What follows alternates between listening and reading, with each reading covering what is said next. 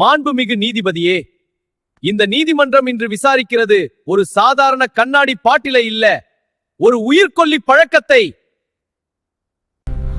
இந்த விஸ்கி பாட்டில் இங்கே ஒரு பொருளாக நிற்கலாம், ஆனா இதன் பின்னால இருக்கிற கதைகள் ஆயிரக்கணக்கான குடும்பங்களின் கண்ணீரு.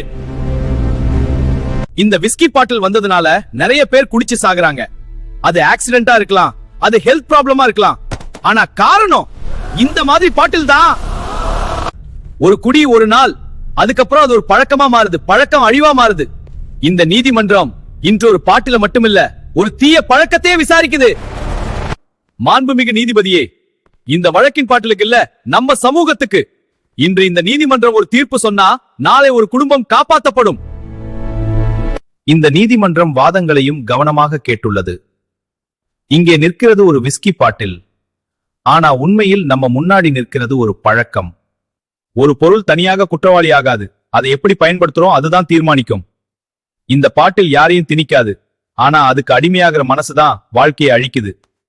குடும்பங்கள் உடைஞ்சதுக்கு, கண்ணீர் வடிந்ததுக்கு ஒரு கண்ணாடி பாட்டில் காரணம் இல்ல, அறிவில்லாத முடிவுகள் தான் காரணம். அதனால இந்த நீதிமன்றம் பாட்டிலுக்கு மட்டும் தீர்ப்பு சொல்ல முடியாது, ஆனா சமூகத்துக்கு ஒரு எச்சரிக்கை சொல்ல முடியும். அளவுக்கு மீறினால் அமிர்தமும் விஷமாகும். வாழ்க்கையை மதிக்காதவன் யாரையும் குற்றம் சொல்ல முடியாது. நீதிமன்றம் இந்த வழக்கை ஒத்திவைக்கிறது.